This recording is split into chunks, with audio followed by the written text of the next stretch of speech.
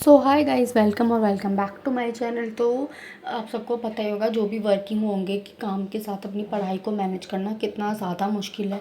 और मेरे लिए तो और भी ज़्यादा मुश्किल हो रहा है, क्योंकि इतने दिन से तो हमारी छुट्टियां चल रही थी। तो उसी तरह से हम लोगों ने अपने आप को बना लिया था कि ठीक है ऐसे। और अभी स्कूल खुल गया है, वापस से सुबह 5 बजे उठ के स्कूल जाना, वहाँ पर बच्चों को पढ़ा के फिर वापस आके अपनी पढ़ाई करना बहुत ही ज़्यादा मुश्किल हो गया। तो मैंने डिसाइड करा है कि मैं लाइब्रेरी नहीं छोड़ूंगी। स्कूल से मैं सीधा लाइब्रेरी चले जाऊंगी, ताकि मेरी पढ़ाई बिल्कुल भी डिस्टर्ब ना हो। इसी तरह से मेरे को करना पड़ेगा। तो मैं जैसे स्कूल से मेरी छुट्टी हो जाती है, मेरे को आधे 1 घंटे लगते हैं। उसके बाद मैं डायरेक्ट घर नहीं जाके मैं सीधा लाइब्रेरी चले जाती हूँ। और वहाँ जाके मतलब मेरे पास 7-8 बजे तक का टाइम होता है। जो भी मैं 2-2:30 बजे तक आ जाती हूँ, 2 से 7-8, तो उसमें अच्छे से पढ़ाई करके घर आके फिर मैं रिवाइज़ वगैरह कर लेती हूँ। तो आज मैं सीधा लाइब्रेरी आ गई थी। तो उसके बाद फिर मैंने सबसे पहले रीजनिंग करी।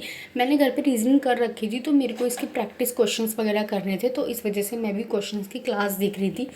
एंड मैंने आप लोगों को बताया था, जो डीएसएसबी है और डीएसएसबी पीआरटी का जो भी आपको अगर सेशन बी के लिए कोई भी पार्ट का चाहिए, तो मैंने आपको पहले ही बताया था। सेशन स्पेशल एजुकेशन वाला तो मेरे पास नहीं है उसका पूरा कंटेंट, बट पार्ट ए के लिए मेरे पास फ्री कंटेंट है। तो आप लोग अगर मेरे को बता दोगे, मैसेज कर दोगे, तो मैं आपको टेलीग्राम चैनल दे दूँगी, तो आप लोग वहाँ जाके देख लेना। बहुत ही अच्छा, सारे टीचर्स बहुत ही अच्छे पढ़ा रहे। और अगर आप लोग थोड़ा स्क्रॉल करोगे ना, तो उसमें स्पेशल का भी थोड़ा बहुत है, सर ने करवा रखा है।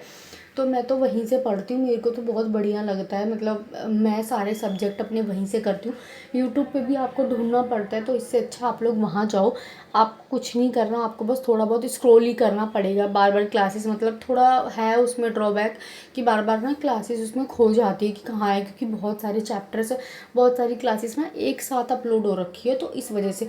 बट यूट्यूब पे जितना स्क्रॉल करोगे, आधा कंटेंट मिलता है, आधा नहीं मिलता। तो इससे बेटर तो यही ना कि हम लोग यहाँ से पढ़ ले, फ्री है ये भी, कुछ नहीं लग रहा, पूरा क्लास आपको मिल रही है अच्छे से विदाउट ऐड वगैरह। तो मैं तो यहीं से पढ़ रही हूँ। तो अगर आप लोगों को चाहिए तो आप लोग मुझे कमेंट कर देना, मैं आपको इसका लिंक भेज दूँगी। और पार्ट बी के लिए भी मैंने आपको बताया था, सरोहा पब्लिकेशन की बुक ले लो। उसके बाद the teacher by Ajay sir हैं, उनके नोट्स वगैरह हैं। और ख़ुद से भी नोट्स वगैरह प्रिपेयर करो तो इनफ है।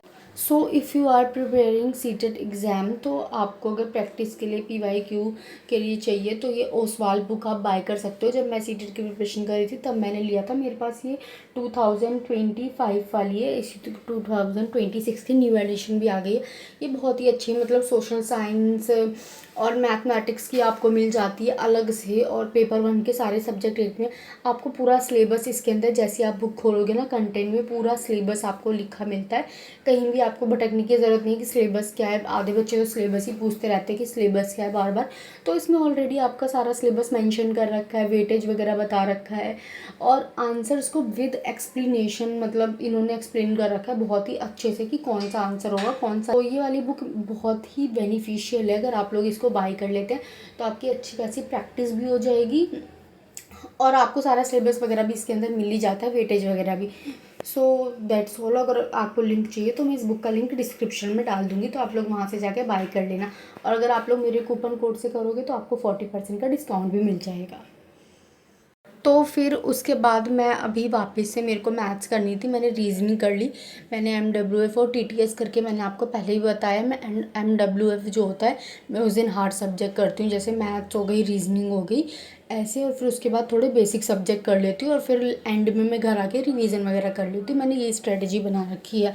तो मैं अभी मैथ्स कर रही थी, और मैथ्स में मैं डाटा वाला चैप्टर कर रही थी। सर बहुत ही अच्छे से एक्सप्लेन करते हैं, मेरे को तो बहुत ही अच्छे से समझ आ जाता है।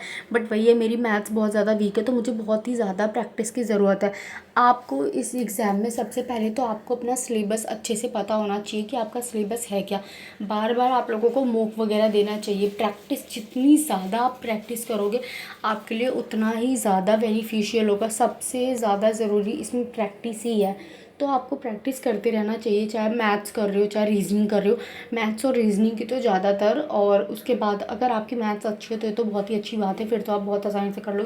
बट मेरी मैथ्स उतनी ज़्यादा अच्छी नहीं है, तो मेरे को बहुत ज़्यादा प्रैक्टिस की ज़रूरत पड़ती है रीजनिंग की भी। तो मैं ऐसे करती हूँ, जैसे MWF मैंने मैथ्स रीजनिंग करी, एंड टीटीएस में मेरे सारे नॉर्मल सब्जेक्ट होते हैं, जो भी मतलब नॉर्मल है, हिंदी इंग्लिश हो गई, ये सारे सब्जेक्ट होते हैं। तो मैं उसमें क्या करती हूँ, जब वो सारे सब्जेक्ट हो जाते हैं ना, तो जो भी मैंने मैथ्स की क्लास वगैरह ली होती है ना, मैं उनके क्वेश्चंस करने स्टार्ट कर देती हूँ। मैं उनके क्वेश्चंस करती हूँ, एकदम अच्छे से प्रैक्टिस कर लेती हूँ। और जो चैप्टर मैंने करा होता है ना, अगर मेरे पास टाइम होता है तो मैं दोबारा उस क्लास को रिवाइज़ कर लेती हूँ एक बार। तो कोशिश करिए आप लोग ज़्यादा से ज़्यादा प्रैक्टिस करो, ज़्यादा से ज़्यादा मॉक लगाओ और टाइम टेबल बनाओ, अपनी स्ट्रेटजीज बनाओ। उस हिसाब से आप लोग अपनी पढ़ाई करना स्टार्ट कर दो। So that's all for today and subscribe for more. Thank